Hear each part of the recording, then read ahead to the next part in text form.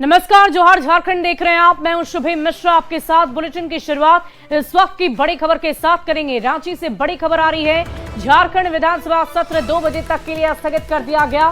सदन में विपक्ष के सवाल का सत्ता पक्ष का जवाब। हेमंत सोरेन ने सरकार की उपलब्धियां गिनवाई। कल्पना सोरेन ने कहा कि ये अबुआ सरकार है, ये झारखंड को समर्पित है। बीजेपी से भी कई सवाल पूछे हैं। तो इन सब के बीच ये बड़ी खबर आपको बता रहे हैं। आपको बता दें कि झारखंड विधानसभा में विशेष सत्र चल रहा था। 4 दिनों का ये विशेष सत्र था, जिसका आज आखिरी दिन था। 2 बजे तक के लिए फिलहाल सदन को स्थगित कर दिया गया है। सरकार मतलब अपनों की सरकार, और जो वादे हमारे गठबंधन के साथियों ने वहां जाकर के अपने लोगों के बीच में कही है, हम ये बताना चाहते हैं कि ये अबुआ सरकार झारखंड को समर्पित है और अपने किए गए हर एक वादे को वो धरातल पे लाने के लिए प्रतिबद्ध है। और जो एक एक शब्द लिखे गए हैं उनको हम इस आगामी 5 वर्षों में धरातल में उतारेंगे, ये हम बताना चाहते हैं। हम सब जानते हैं अध्यक्ष महोदय, पूरा देश जानता है कि झारखंड देश का सबसे पिछड़ा राज्य है और यहां पर सबसे अधिक आदिवासी, दलित, पिछड़ा, अल्पसंख्यक, किसान, मजदूर तबके के लोग वास करते हैं। कहने को तो अध्यक्ष महोदय, देश आजाद होने के बाद देश के सबसे बड़े, बल्कि दुनिया के गिने चुने उद्योगों में से, बड़े उद्योगों में से कई उद्योग इसी राज्य में लगा। वहीं जेएमएम विधायक प्रदीप यादव ने जातिगत जनगणना की मांग सदन में रखी। हेमंत सरकार की उपलब्धियों को गिनवाया और कहा कि हेमंत सोरेन पर जनता का विश्वास है। विपक्ष पर उन्होंने जमकर हमला बोला और कहा कि राज्य को दंगों में झोंकने की कोशिश हुई। बॉर्डर की सुरक्षा की जिम्मेदारी किसकी है? घुसपैठ का नारा देते हैं, कभी मणिपुर नहीं गए। हमने जो कहा, हमने उसे कर दिखाया, तब तो जनता ने मेरे ऊपर विश्वास व्यक्त किया और हमें मुहर लगाया और हम 44 से 54 आए। आप पर विश्वास नहीं व्यक्त किया, आप 24 पर घट के चले गए। अगर इस तरह की उटपटांग बातें आपकी निकलेगी तो यहां से बाहर हो जाइएगा, कोई बचाने वाला नहीं होगा। जनता ये विश्वास हम पर करती है, इस सरकार पर करती है। अध्यक्ष महोदय, घुसपैठिया क्या है? जरा घुसपैठिया की बात कहने वालों से पूछिए, बॉर्डर की सुरक्षा किसके जिम्मे है? अध्यक्ष महोदय, ये मां की बेटी रोटी का नारा दिया इन्होंने। मणिपुर कभी नहीं गए इनके अमित शाह जी, गृह मंत्री जी। और सदन में हेमलाल मुर्मू का बड़ा बयान आया है। विपक्ष पर जोरदार हमला बोला और कहा कि कमल पंखुड़ी उड़ गई, कमल की पंखुड़ी उड़ गई और तहस नहस हो गया। चंपाई सोरेन पर भी उन्होंने तंज कसा। कहा चंपाई सोरेन को पता नहीं कौन सा भूत लगा, उधर भाग गए। हम 10 साल उधर रहकर आए हैं, आप भी 10 साल बाद आइएगा। बीजेपी आदिवासी को नहीं समझ पा रही और न आदिवासी बीजेपी को समझ रहे हैं। न्यूरिना न्यूरिना न्यूरिना न्यूरिना न्यूरिना न्यूरिना, संथाली में बोलता है गिरना। गिरते गिरते गिरते गिरते गिरते गिरते गिरते गिरते गिरते गिरते गिरते गिरते गिरते गिरते गिरते कहां आया? खजूर में भी नहीं अटका। जनता के नजर में लोग रिडक्शन माल हो गया। इसीलिए यहां माननीय मुख्यमंत्री, शेरे दिल मुख्यमंत्री और झारखंड की नेत्री कल्पना जी, जो माननीय सदस्य गांडे से हैं, ये लोग के आंधी में भारतीय जनता पार्टी का जो कमल फूल है वो मुरझाएगा क्या? वो पंखुड़ी उसका तार तार हो गया और पंखुड़ी उड़ गया, तहस नहस हो गया। इतना अच्छे दोस्त थे हमारे छोटे भाई चंपाई सोरेन जी, किधर से इसको कौन सा भूत लगा, ये आखिर भाग गया उधर।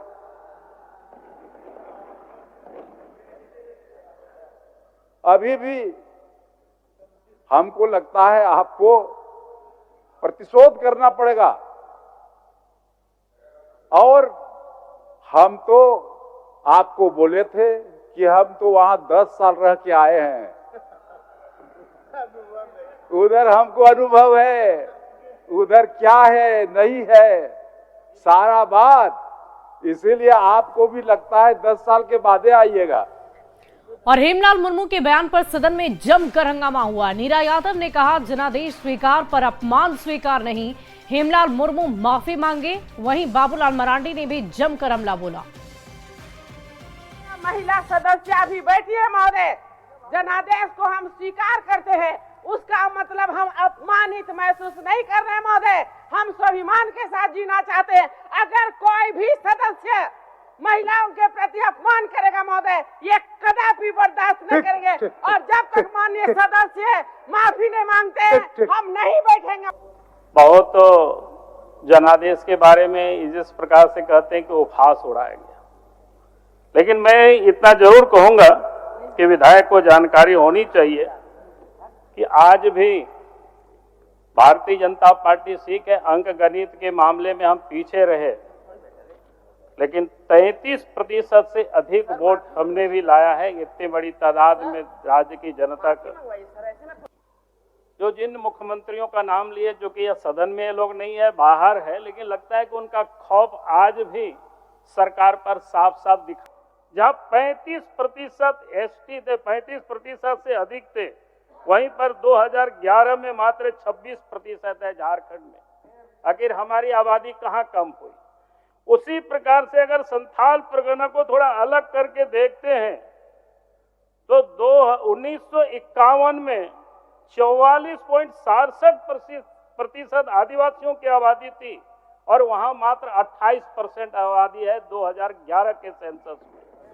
अगर 2021 में सेंसस हो गया होता तो पता नहीं है कहां और कितना कम होंगे। और इस पूरी खबर की अधिक जानकारी के साथ न्यूज 18 संवाददाता अविनाश हमारे साथ लाइव जुड़ चुके हैं। सीधे उनका रुख करूंगी। अविनाश, आज ये आखिरी दिन था विधानसभा के विशेष सत्र का, क्या क्या सदन के पटल पर बातें रखी गई जो महत्वपूर्ण रूप से दर्शकों के लिए जानना जरूरी है, झारखंड की जनता के लिए जानना जरूरी है? नहीं, देखिए, आज चौथा और अंतिम दिन है और अंतिम दिन राज्यपाल के अभिभाषण पर ही चर्चा हुई है और उसमें अगर चाहे वो विपक्ष के सदस्यों के द्वारा जो बातें कही गई हों या फिर सरकार के तरफ से भी अगर सदन के नेता ने जो बातें रखी हैं, मूल रूप से उसी पर अगर हम कहें कि जिस तरह से सवाल उठाए गए कि जो राज्यपाल के अभिभाषण हैं उस अभिभाषण को एक तरफ सत्ताधारी दल के जितने भी विधायक थे या फिर अगर हम मुख्यमंत्री की भी बात कर लें तो उन्होंने साफ तौर पे कहा कि ये जो हम कह रहे हैं वही हम करने वाले हैं और इसे सरकार के आने वाले समय में जो कार्य नीति है उस रूप में देखना चाहिए। हेमंत सोरेन ने एक बड़ी बात यह भी कही है कि पिछले जो 2019 में जब गठबंधन वाली सरकार बनी थी उस वक्त जो हमने नींव डाला है अब उस पर जो है वो इमारत खड़ी होगी। मतलब उनका ये कहना है कि उन्होंने एक रोड मैप तैयार कर लिया है कैसे काम करना है और राज्यपाल का जो अभिभाषण रहा उसी के इर्द गिर्द रहा है। दूसरी तरफ अगर आप बात करें, चाहे वो बाबूलाल मरांडी की बात कर लें या दूसरे सदस्यों की भी बात कर लें या फिर अगर हेमलाल मुर्मू बोलते बोलते जो बात वो असंसदीय अगर हम कहें जिसको स्पंज कर दिया गया उस मुद्दे को अगर आप देखें तो नीरा यादव जो है बीजेपी की नीरा यादव बहुत नाराज दिखी और उन्होंने कहा कि यहाँ पर सदन के अंदर में 12 महिला विधायक हैं और कुछ बोलने से पहले सोचना चाहिए। हम चुनाव जरूर हारे हैं लेकिन हम महिलाओं का यहाँ अपमान सहन नहीं करेंगे। बाबूलाल मरांडी इस दौरान थोड़े जरूर सॉफ्ट दिखे, उन्होंने 2-3 बार कहा कि बैठ जाइए। आपत्ति बाबूलाल मरांडी की तरफ से भी आई थी लेकिन नीरा यादव के जो तेवर थे वो कम नहीं हो रहे थे। कई बार उन्होंने बाबूलाल मरांडी से भी कहा कि सदन के भीतर आरोप प्रत्यारोप का दौर भी रहा और बहुत सारे चुनाव को लेकर बातों पर चर्चा हुई। जनता ने किसे आशीर्वाद दिया इसको लेकर भी चर्चा की गई, लेकिन इन सब के बीच आज सदन का विशेष सत्र का आखिरी दिन है और फिलहाल दोपहर 2 बजे तक के लिए सदन को स्थगित रखा गया है। बढ़ते आगे, चाईबासा से बड़ी खबर आ रही है। गोइलकेरा थाना क्षेत्र से 2 युवक लापता हो गए हैं। दोनों युवक 3 दिनों से लापता है। बैल चोरी के आरोप में पीट कर हत्या की आशंका। परिजनों ने ओडिशा पुलिस के अलावा राष्ट्रपति को भी इस पूरे मामले की सूचना दी है। मामला दर्ज कर पुलिस ने जांच शुरू कर दी है। चाईबासा के डीसी और एसपी कल रात ही गोइलकेरा पहुंचे। गोइलकेरा में रात से कैंप किए हुए हैं डीसी, एसपी और अन्य तमाम अधिकारी। राष्ट्रपति द्रौपदी मुर्मू के गांव ऊपर बेड़ा के बगल के गांव टेंटो पोसी के निवासी हैं दोनों युवा। हुई थी कि वो 2 लोग मिसिंग हैं और कल से हम लोग लगातार उस क्षेत्र में अभियान संचालित करके स्थानीय ग्रामीणों से भी संपर्क स्थापित करके उनकी खोजबीन और अन्य जो कार्रवाई है उसके लिए लगातार प्रयासरत हैं। अभी तक उसमें कोई विशेष सफलता प्राप्त नहीं हो पाई है। लगातार हम लोग ग्रामीणों से भी संपर्क करके और सीआरपीएफ की टीम्स भी और जिला पुलिस की टीम्स भी क्षेत्र में लगातार भ्रमणशील है और जो भी सूचनाएं मिल रही हैं उसका हम लोग सत्यापन करने का प्रयास कर रहे हैं, सत्यापन कर रहे हैं। पिछले कुछ दिनों से जिस प्रकार का माहौल पूरे क्षेत्र में बना हुआ है उसके ऊपर भी लोगों से परिचर्चा की गई और साथ के साथ एक सभी के साथ हम लोगों ने इसको सामूहिक रूप से एक संयुक्त डिसीजन और डिस्कशन के तौर पे इस बात को रखा कि सभी व्यवस्थाएं सुचारू रूप से चले, किसी प्रकार से भी क्षेत्र में शांति व्यवस्था भंग ना हो। और इस पूरी खबर की अधिक जानकारी के साथ न्यूज 18 संवाददाता रुपेश प्रधान फोन लाइन पर हैं। रुपेश, क्या अपडेट है इस पूरे मामले को लेकर? पुलिस लगातार जांच कर रही, क्या लापता युवकों के बारे में किसी तरह की कोई जानकारी? देखिए, अभी गोइलकेरा में कुछ देर पहले ही अधिकारियों की ग्रामीणों के साथ बैठक भी खत्म हुई और क्षेत्र में पिछले कुछ दिनों से जो व्यवस्था, शांति व्यवस्था बिगड़ने का यह जो माहौल बना हुआ है उस पर ग्रामीणों के साथ पुलिस अधिकारी और अन्य डीसी और अन्य अधिकारियों ने चर्चा कर क्षेत्र की शांति व्यवस्था के बारे में चर्चा की और उसके बाद बैठक के बाद जो अधिकारियों से बात हुई उसमें एसपी जैसे बता रहे हैं कि अभी तक उन दोनों युवकों के बारे में जो मिसिंग है उनके बारे में पुलिस को कोई सफलता नहीं मिली है।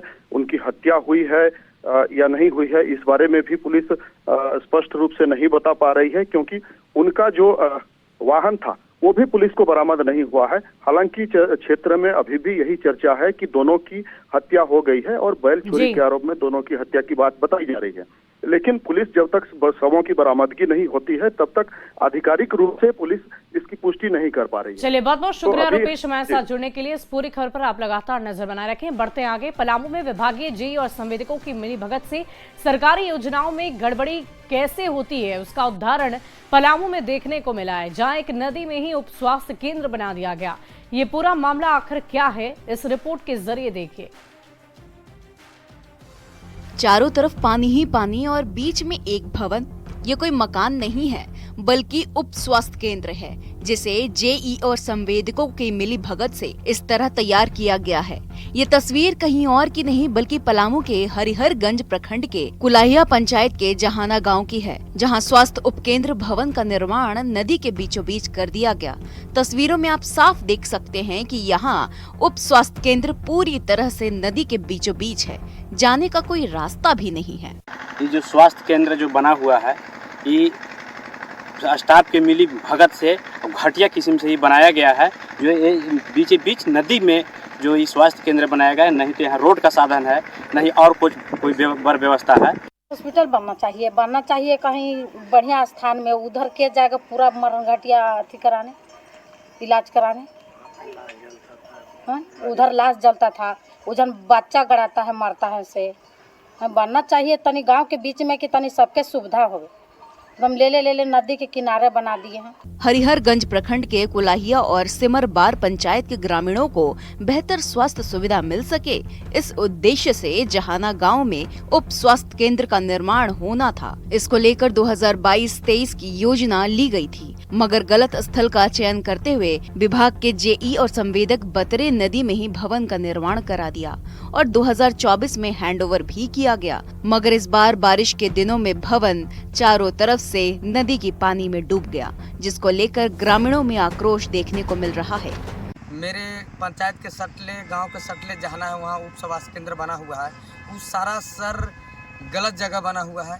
एकरा में लापरवाही लोग किए हैं, विभाग से लेकर के या जनप्रतिनिधि लोग जितने हैं वो सब गलत किए हैं, गलत जगह उसका निर्माण करा दिए हैं।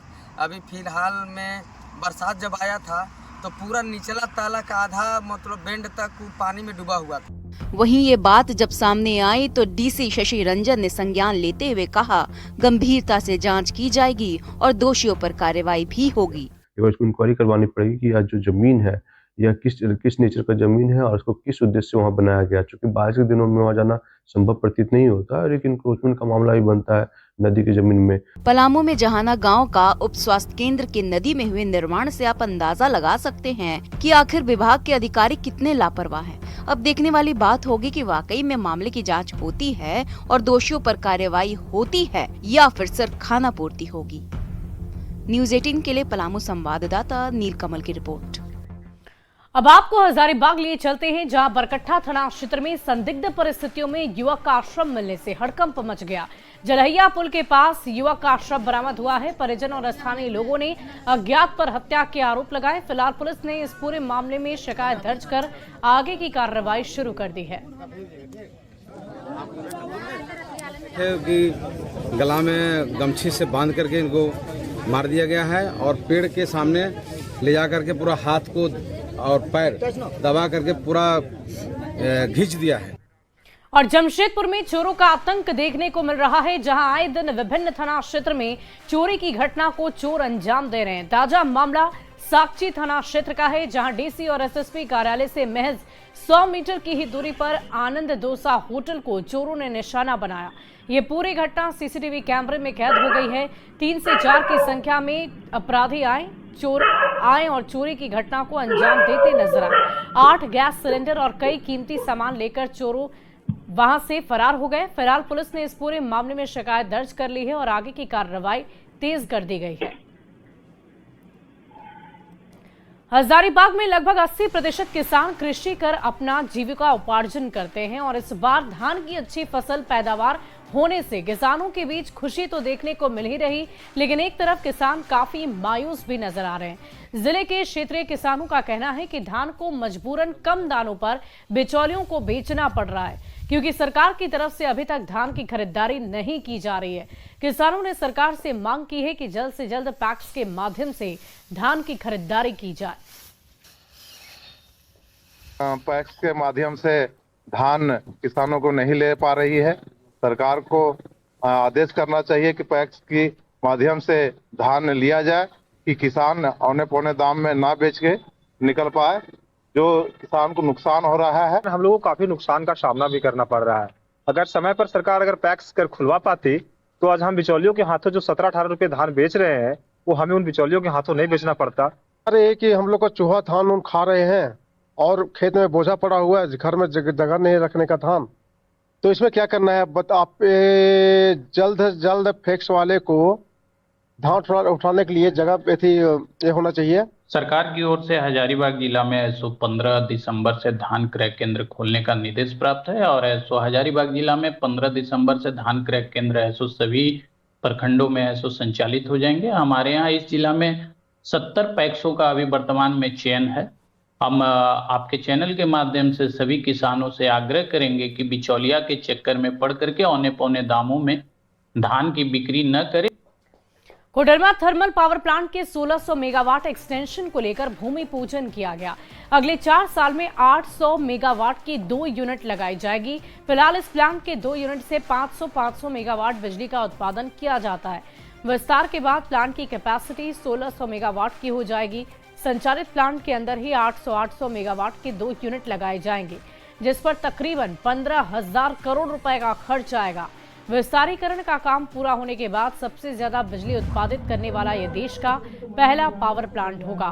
भूमि पूजन के मौके पर डीवीसी के चेयरमैन एस सुरेश कुमार मुख्य रूप से मौजूद रहे और भूमि पूजन को लेकर आयोजित धार्मिक अनुष्ठान में शामिल हुए। कि ये कम से कम 1600 यूनिट हमारे इलाके में बिजली का प्लांट का विस्तार होने जा रहा है। ये हम लोग के लिए खुशी की बात है, इस इलाके के लोगों के लिए। 2 यूनिट होगा 800 मेगावाट का और कम से कम 15,000 करोड़ का प्रोजेक्ट है। तो ये 4 साल से अंदर ये खत्म करना है मार्च 29। तो पूरा कॉन्ट्रैक्ट BHEL मिला है, BHEL ही करेगा। और अब बात रांची के रिम्स की करेंगे, जहां हर दिन हजारों मरीज इलाज के लिए पहुंचते हैं और रिम्स की व्यवस्थाओं में सुधार की जरूरत लंबे समय से है। मरीजों की तरफ से ये मांग भी लगातार जारी है और इसी को ध्यान में रखते हुए रांची के उपायुक्त मंजुनाथ भजंत्री ने रिम्स का औचक निरीक्षण किया। Administrative block, trauma centre, emergency, blood bank और विभिन्न वार्डों में व्यवस्थाओं का जायजा लिया। निरीक्षण के बाद उपायुक्त ने अस्पताल में सुधार के लिए कई महत्वपूर्ण निर्देश दिए। के अनुसार कुछ उनके रिक्वायरमेंट्स है, तो उसके संबंध में भी हम लोग इसका समीक्षा करेंगे। ब्लड बैंक ब्लड बैंक में भी आए हैं, तो यहाँ पे अभी सुचारू रूप से चल रहा है, किसी तरह का कोई शिकायतें नहीं है। लेकिन आम जनों से भी और सिविल सोसाइटी ऑर्गेनाइजेशन से भी हम लोगों का अनुरोध है कि ज़्यादा से ज़्यादा लोग आगे आए और अपना। और अब आपको गिरिडीह लिए चलते हैं, जहां आदिवासी बहुल तीसरी प्रखंड में गैर मजरूआ और वन विभाग की जमीन पर भूमि माफियाओं की नजर है। चिलगिली में भूमि माफियाओं ने 7 एकड़ से ज्यादा गैर मजरूआ और वन विभाग की जमीन पर कब्जा किया और इस पर न सिर्फ अवैध निर्माण किया जा रहा है बल्कि इसे बेचा भी जा रहा। और अधिक जानकारी दे रहे हैं संवाददाता एजाज अहमद। जिले के तीसरी प्रखंड में भूमाफिया, स्थानीय प्रशासन और जो संबंधित विभाग के अधिकारी हैं उनकी मिली भगत से यहाँ पर गैर मजरूआ और फॉरेस्ट लैंड पर कब्जा कर रहे हैं। ये तस्वीरें आपको दिखा रहे हैं तीसरी प्रखंड के अंतर्गत आने वाले चिलगिली मौजा का जो ये गैर मजरूआ ज़मीन है। और गैर मजरूआ के अलावा इधर जो आप देख पा रहे होंगे ये फॉरेस्ट ज़मीन है। तो गैर मजरूआ और फॉरेस्ट ज़मीन को एक साथ यहाँ पर भूमाफियाओं के द्वारा ना सिर्फ कब्जा किया जा रहा है बल्कि इसे प्लॉटिंग करके बेचा भी जा रहा है। तो इस प्रकार यहाँ पर जो चिलगिली मौजा है लगभग 7 एकड़ 86 डिसमिल का ज़मीन है और यहाँ पे कई विशाल इमारतें बना दी गई है, विद्यालय चलाया जा रहा है, फैक्ट्री जो है माइका का फैक्ट्री लगा दिया गया है। और इस प्रकार लगभग 7 एकड़ 86 डिसमिल जमीन पर अवैध तरीके से कब्जा कर लिया गया है। यहाँ पे कई स्थानीय समाज सेवियों ने भी इस मामले को लेकर अधिकारियों को इस पर मामले में संज्ञान लेने के लिए आवेदन दिया है, लेकिन अभी तक